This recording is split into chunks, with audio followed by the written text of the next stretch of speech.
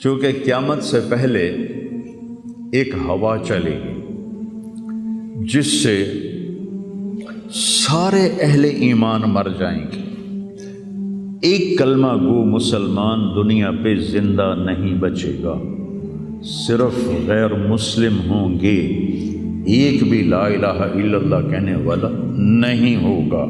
اور قیامت سے 30 سال پہلے، قیامت سے 30 سال پہلے بچے پیدا ہونے بند ہو جائیں گے کہ کسی بچے پر قیامت نہیں آئے گی۔ یوم تذہل کل مرضعۃ عما ارضعت، وہ ہولناکی بتانے کے لیے تشبیہ ہے، وہ یہ نہیں کہ ایسا ہو رہا ہوگا، کیونکہ بچہ تو کافر کا بھی ہو وہ معصوم ہے، مسلمان کا بھی ہو تو وہ معصوم ہے، اس لیے آپ نے کہا کہ سارے جو نابالغ مرتے ہیں وہ جس مذہب کے بھی ہیں سب جنت میں جائیں گے، چونکہ ان پر تو بھی شریعت لاگو ہی نہیں ہوئی ہے، اور سارے بچے حضرت ابراہیم علیہ السلام کے پاس چلے جاتے ہیں۔ تو حدیث پاک میں آتا ہے جتنے اہل ایمان کے بچے بالغ ہونے سے پہلے، پیدا ہونے سے لے کر 15 سال سے پہلے تک جو فوت ہو جاتے ہیں، سب حضرت ابراہیم علیہ السلام کے پاس ہوتے ہیں، ساری نسل ابراہیم علیہ السلام کے پاس، اور وہ ان کے باپ ہوتے ہیں، اور ان کے ساتھ وہ اپنی وہاں کی جنت کے مزے لیتے ہیں، پتہ نہیں کیا لیتے ہیں، ان میں تو کوئی نہیں پتہ۔ بس آپ نے اپنے بیٹے کے بارے میں فرمایا، حضرت ابراہیم رضی اللہ تعالیٰ عنہ علیہ السلام، چونکہ وہ ابھی ماں کا دودھ پیتے تھے، ان کا انتقال ہو گیا، تو آپ نے فرمایا اللہ تعالیٰ نے جنت میں ایک حور کو مقرر کر دیا ہے ابراہیم کو دودھ پلانے کے لیے، سبحان، اور کسی بچے کے بارے میں ایسی بات نہیں ہے۔ تو ڈران والی گل کوئی نہیں، ساڈو تے قیامت نہیں ہوندی، 30 سال پہلے بچے پیدا ہونے بند ہو جائیں گے، قیامت 30 اور 30 سے اوپر کی عمر کے لوگوں پر ہوگی، اور وہ جانوروں کی طرح ہوں گے، سڑکوں پہ زنا کریں گے، اور ہر انسانی جو اخلاق ہیں ان سے وہ خالی ہو جائیں گے، ان سے وہ خالی ہو جائیں گے۔ یہ امت کے اوپر امتحان ہے۔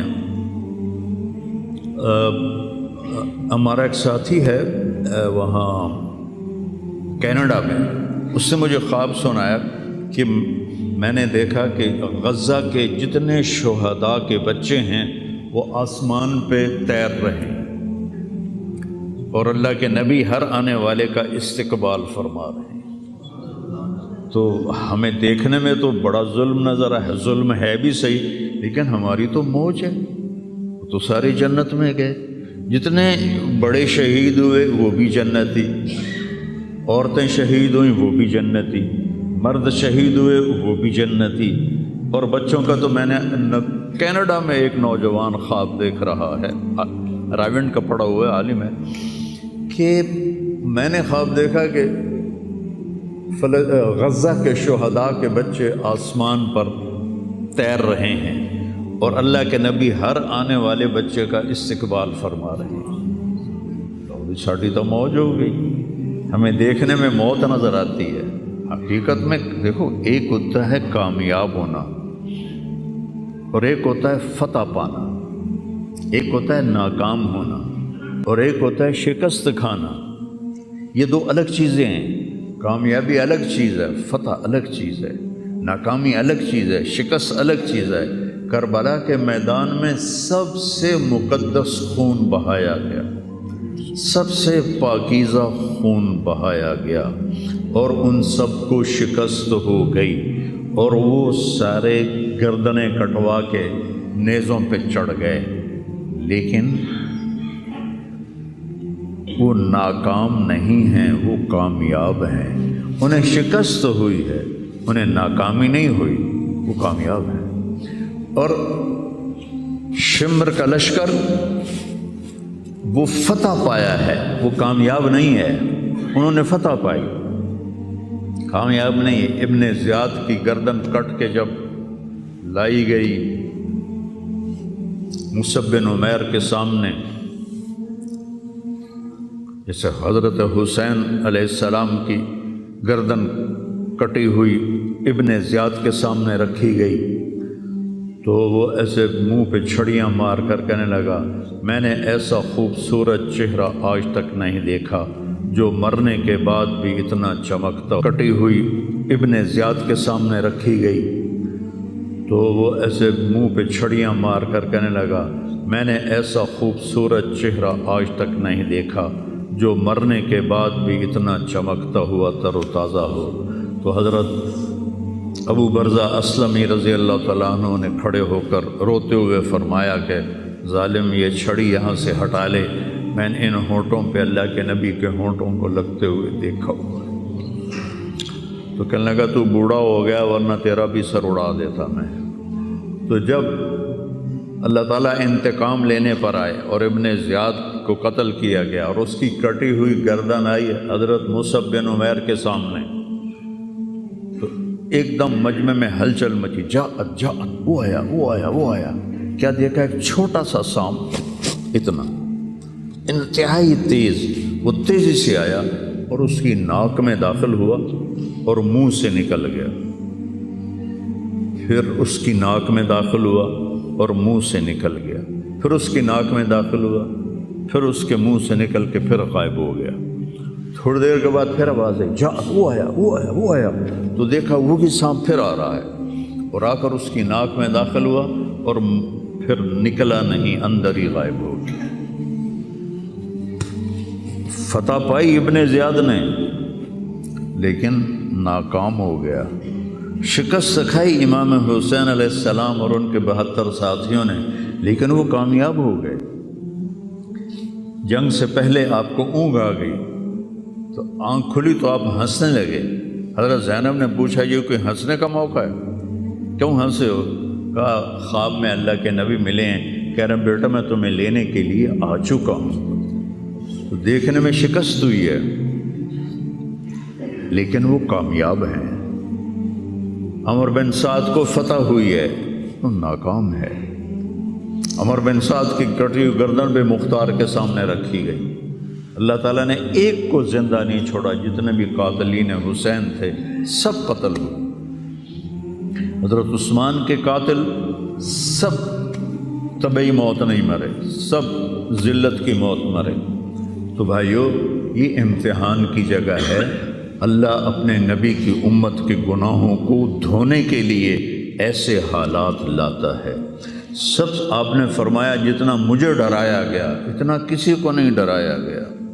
تو میں بتا رہا تھا ارض فلسطین یہ دوسری مسجد جو زمین پہ بنی 40 سال کے بعد، وہ مسجد اقصی ہے۔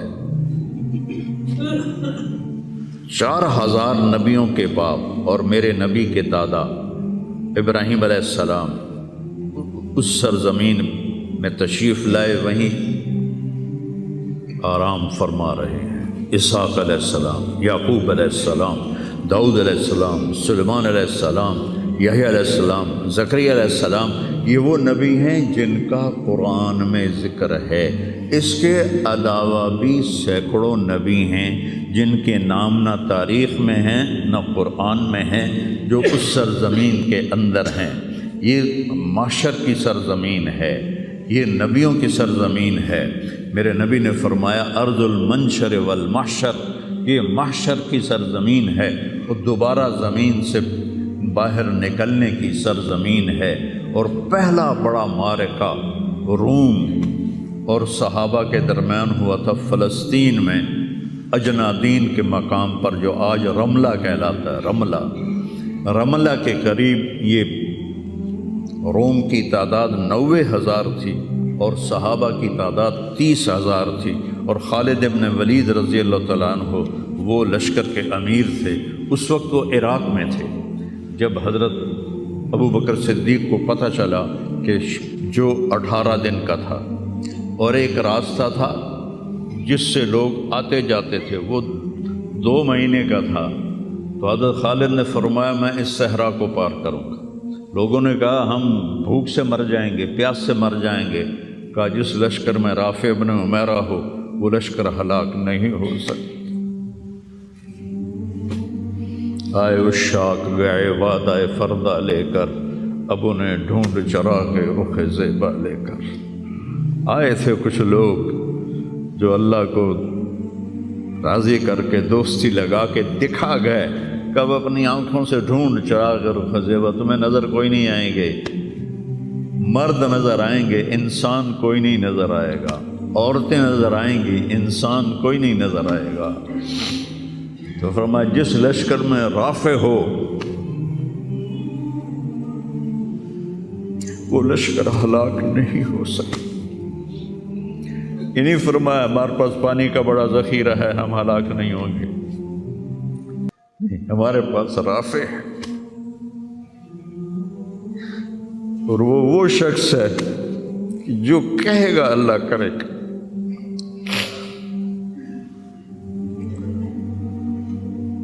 18 دن میں اس کو پار کیا، اور ایک مقام پر آ کر پانی ختم ہو گیا، 3 دن بغیر پانی کے گزارے۔ تو صحابہ نے کہا کہ اب ہم مرتے ہیں، طاقت نہیں ہے، کہا رافع کو بلاؤ۔ رافع کی آنکھیں خراب تھی، فرمانے لگے رافع پانی چاہیے، کہنے لگے اچھا مجھے بتاؤ کہاں ہیں ہم، کیونکہ وہ دیکھ نہیں پا رہے تھے۔ تو انہوں نے فرمایا کہ فلاں جگہ۔ اب صحرا میں تو کوئی نشان منزل ہوتا ہی نہیں، تو کوئی انہوں نے جھاڑیاں بتائیں، کہنے لگے کچھ جھاڑیاں دیکھو ایک طرف کٹھی ہوں، کٹھی جھاڑیوں کا کوئی جھنڈ ہو، مجھے بتاؤ ہے؟ انہوں نے کہا ہاں وہ نظر آ رہا ہے، کہ مجھے وہاں لے چلو۔ وہاں لے گئے، ایک جگہ اشارہ کیا کہ یہاں سے زمین کھودو، زمین کھودی تو پانی کا چشمہ نکل کے باہر آ گیا۔ کبھی ہم بھی تم میں بھی چاہت تھی، کبھی ہم بھی تم میں بھی راہ تھی، کبھی ہم بھی تم بھی تھے آشنا، تمہیں یاد ہو کہ نہ یاد ہو۔ اللہ نے تو بے وفائی کی نہیں، ہم نے بے وفائی کی۔ اس کی مدد جو رکی ہوئی، یہ بھی اس کی مدد ہے۔ ہمارا شہید جنت میں جا رہا ہے، اگر زندہ ہے، زخمی ہے، بھوکا ہے، گناہ معاف ہو رہے ہیں۔ جہنم کی آگ سے ایک سوئی کا نکا عام آدمی ویکھ ہی نہیں سکتا، دھاگا نہیں پا سکتا، جس دن کی نظر کمزور ہوئے، اتنا چھوٹا ہوتا ہے۔ میرے نبی فرمایا، جبریل علیہ السلام نے آ کے عرض کیا یا رسول اللہ، سوئی کے نکے کے برابر اگر جہنم کی دیوار میں سوراخ ہو جائے تو اس میں سے جو آگ کی چنگاری نکلے گی پوری دنیا کو کوئلہ بنا دے گی۔ اس کے سامنے یہ تکلیف تو بڑی تھوڑی ہے، لیکن بات اصل یہ ہے کہ ہم نے اللہ سے دوستی چھوڑ دی۔ یہودیوں کو گالیاں بعد میں دو، پہلے ہم اپنے گریبان، تجھے کیوں فکر ہے اے گل دلے صد چاک بلبل کی، تو اپنے پیرہن کے چاک تو پہلے رفو کر لے۔ کتنا جھوٹ بولا جا رہا ہے، کتنے جھوٹے مقدمے ہیں، کتنی والدین کی نافرمانی ہے، کتنے گھریلو ناچاکیاں ہیں، کتنا سود چل رہا ہے، کتنا شراب کے ٹھیکے چل رہے ہیں، کتنے لوگ نمازیں چھوڑ چکے ہیں۔ صرف حکمرانوں کو میں کیا گلہ دوں، آج ہم سارے اس حمام میں ننگے ہیں۔ تو یہ اللہ کی رحمت ہے، اگر کسی کو اللہ نے اس امت کو اگر دنیا میں وہ جھٹکے دیتا ہے۔ مجھے ایک آیت بھی یاد آ گئی، دونوں کو حال بتاتا ہوں۔ ایک ہے جنہوں نے اللہ کو نہیں مانا، تو اللہ کہتا ہے ذرہم یأکلوا ویتمتعوا ویلہہم الامل فسوف یعلمون۔ میرے محبوب کرن دے انہاں نوں موج میلا، 4 دہاڑے انہاں نوں موج میلا کرن دے انہاں نوں میرے کول آون دے، ووڑ ویکھی میں کی کرنا، ٹھیک ہو گئی۔ ہمارے بارے میں کیا کہا، وَلَنُذِيقَنَّهُم مِّنَ الْعَذَابِ الْأَدْنَىٰ دُونَ الْعَذَابِ الْأَكْبَرِ لَعَلَّهُمْ يَرْجِعُونَ۔ میں تمہیں دنیا میں چھوٹے چھوٹے عذاب دوں گا، بڑا عذاب نہیں دوں گا آخرت کا۔ یہ غزہ کی جو تباہی ہے یہ چھوٹا عذاب ہے، یہ چھوٹی تکلیف ہے۔ دون العذاب الاکبر، فَيُعَذِّبُهُ اللَّهُ الْعَذَابَ الْأَكْبَرَ يَصْلَى النَّارَ الْكُبْرَى، اور عذاب اکبر نار کبرا جہنم ہے۔